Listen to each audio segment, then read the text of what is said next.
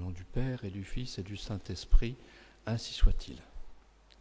Chers fidèles, ce dimanche, le premier de l'année ecclésiastique, est appelé par les chroniques et les chartes de l'ancienne France le dimanche athée levavi, à cause des premiers mots de l'introïte, ou encore le dimanche aspiciens allonge, en raison des premières paroles d'un répond de l'office des matines. Le missel dont Lefebvre indique le nom des églises de Rome où se faisait la station au jour des fêtes majeures en temps de chrétienté. Tout le clergé et le peuple se rendaient en procession dans une église désignée où l'office et la messe allaient être célébrés. Au premier dimanche de l'Avent, la station est à Sainte-Marie-Majeure, où se trouve gardée la crèche de Bethléem. Il était, dit donc Guéranger, impossible de choisir un lieu plus convenable pour saluer l'approche du divin enfantement, commencer l'année liturgique et montrer le sublime prodige de la fécondité d'une vierge.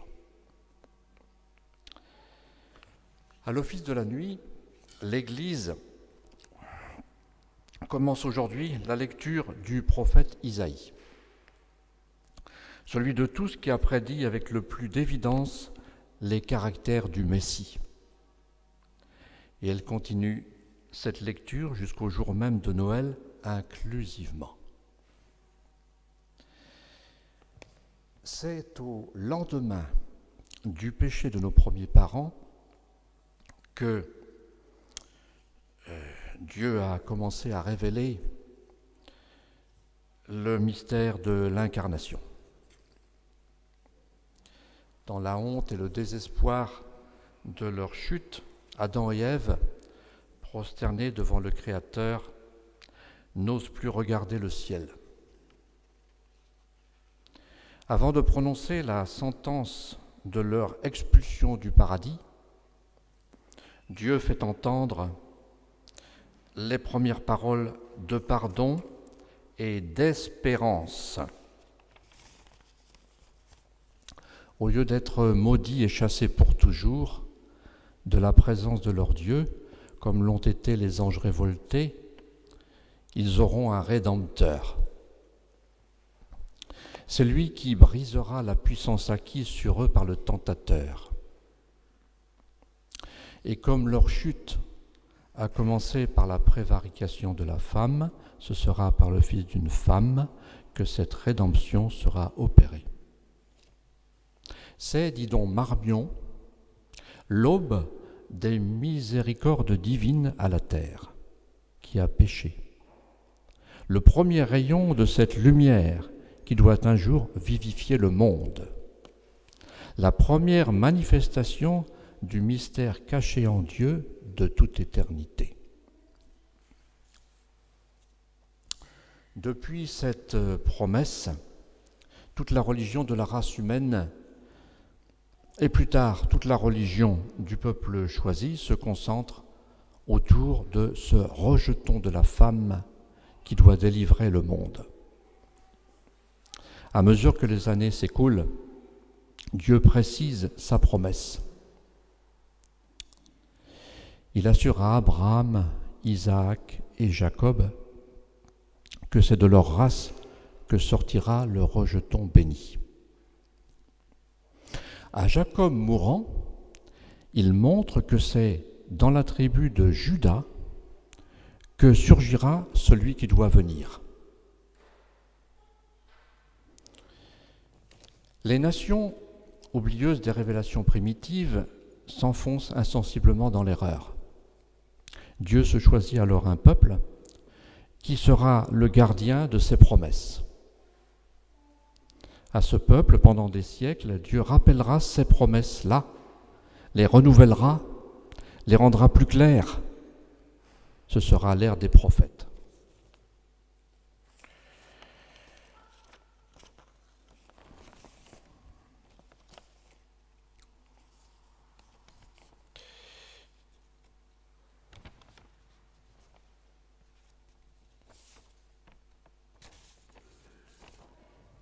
Si nous parcourons les oracles sacrés des prophètes d'Israël, nous remarquerons que les traits par lesquels Dieu dessine la personne du Messie futur et précise les caractères de sa mission sont parfois si opposés qu'ils semblent ne pouvoir se rencontrer dans la même personne. Je vous lis donc Marmion dans le livre « Le Christ dans ses mystères ». Tantôt les prophètes attribuent au Rédempteur des prérogatives qui ne peuvent convenir qu'à un Dieu, tantôt ils prédisent à ce Messie une somme d'humiliation, de contradictions, d'infirmité, de souffrance, dont le dernier des hommes mérite à peine d'être accablé. Nous constatons constamment à la lecture d'Isaïe ce frappant contraste. Par exemple, voici David. Le Seigneur lui jure d'affermir sa race pour toujours. Le Messie sera de la famille royale de David.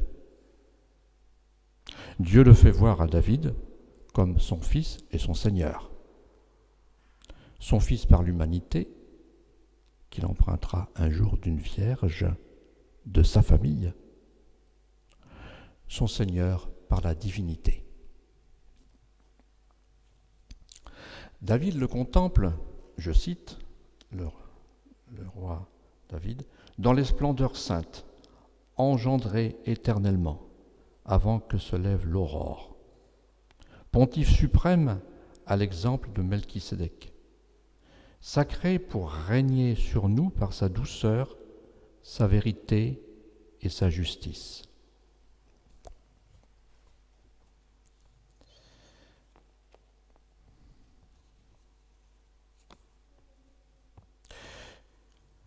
En un mot, Fils de Dieu lui-même, auquel toutes les nations seront données en héritage. Et saint Paul fait remarquer aux Hébreux que ce sont là des prérogatives dont un Dieu seul peut se prévaloir.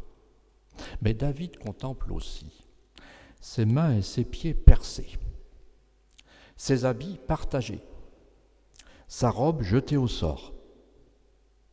Il le voit abreuvé de fiel et de vinaigre. Puis voici de nouveau les attributs divins. Il ne sera pas atteint par la corruption du tombeau, mais vainqueur de la mort, il ira s'asseoir à la droite de Dieu.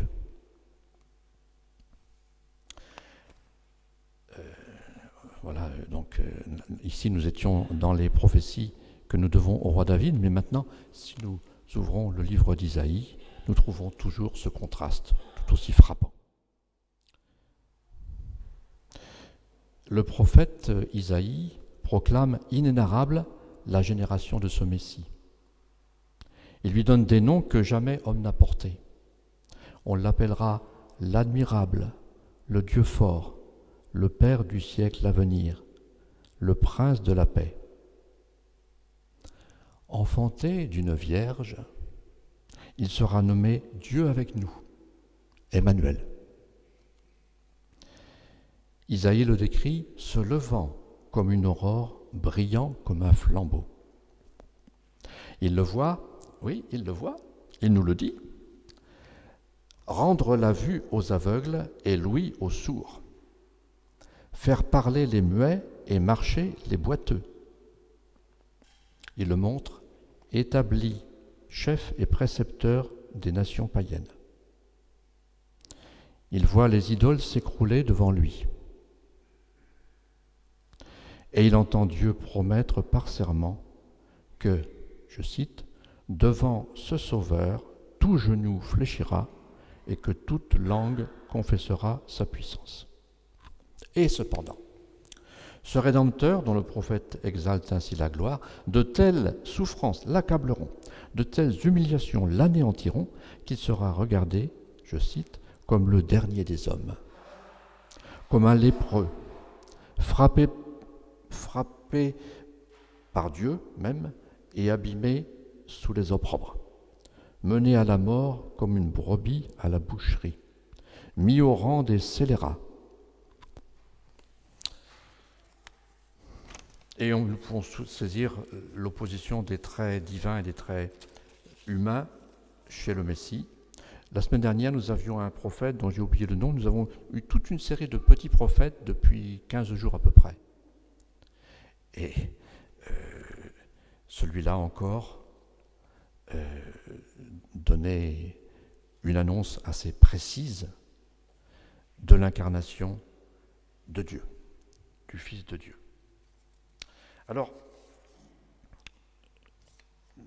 Don Marmion nous conseille pour ce temps de l'Avent d'essayer de comprendre quelles pouvaient être les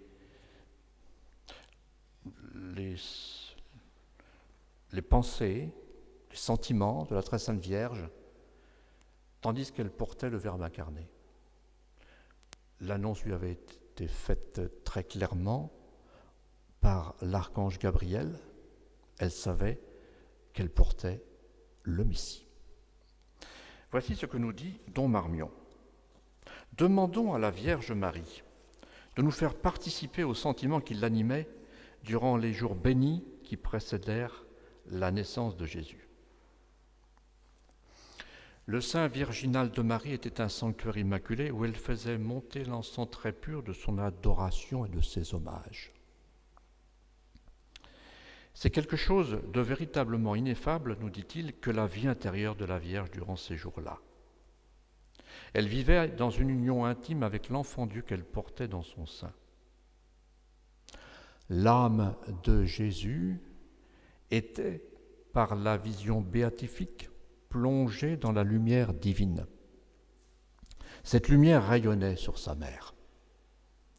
Aux yeux des anges, Marie apparaissait vraiment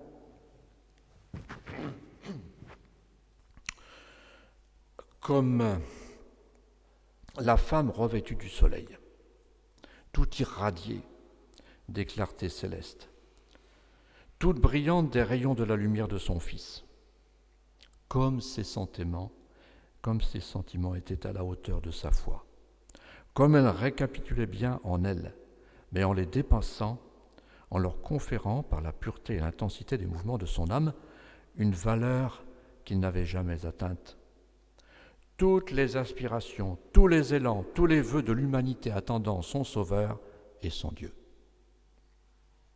Quelle sainte ardeur dans ses désirs, quelle assurance inébranlable dans sa confiance, quelle ferveur dans son amour. Et il ajoute, Don Marmion ajoute, demandons-lui humblement de nous faire entrer dans ses dispositions. Elle écoutera notre prière. Nous aurons l'immense joie de voir le Christ naître de nouveau dans nos cœurs par la communication d'une grâce plus abondante. Et nous pourrons, comme la Vierge, quoique dans une moindre mesure, goûter la vérité de ces paroles de saint Jean. Le Verbe était Dieu, et le Verbe s'est fait chair. Et il a habité parmi nous, et nous l'avons vu plein de grâce. Et à sa plénitude, nous avons puisé tous, grâce sur grâce. Ainsi soit-il. Au nom du Père et du Fils et du Saint-Esprit, ainsi soit-il.